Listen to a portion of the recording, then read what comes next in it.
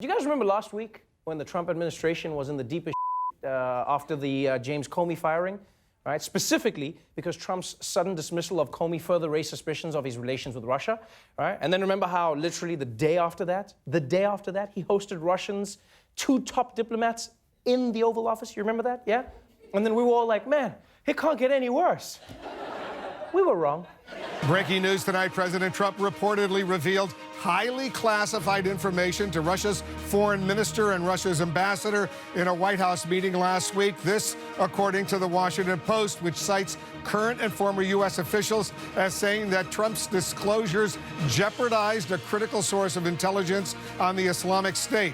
I knew it! No, I knew something was up when we saw President Trump with the Russians and they were smiling. There's only 2 times a Russian man smiles, the day he dies and this. I mean, once again, this sounds like a story that we would invent, right? Trump invites the Russians into the Oval Office and then in his meeting starts bragging. I get great intel.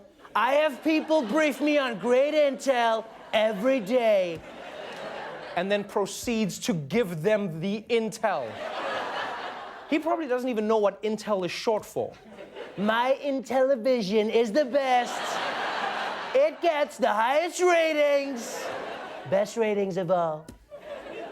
What's really sad about this is that Donald Trump is trying to impress the Russians with the fact that he's president.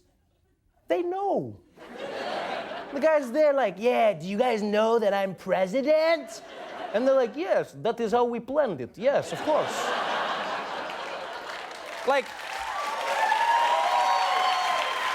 right now, if I were Putin back in Moscow, I would be like, this is a trap, no? No, it has to be, no, it can't be this easy, come on, come on.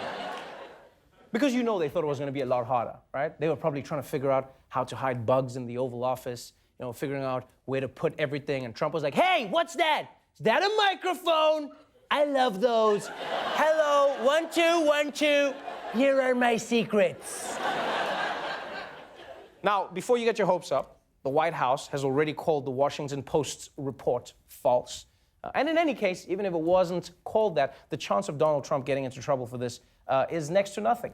Because you see, a president, almost by definition, can't leak classified information. Once a president says it, it's declassified. That's the law. It's a crazy law, but it's true. But I'm sorry, right now, it feels like Trump is doing everything he criticized Hillary for doing during the campaign. Mishandling national security secrets, under threat of an FBI investigation. At this rate, next week he's gonna faint in public. Just be like, I also lost my shoe. I will say this though, people. At least now we know there's no aliens. Yeah.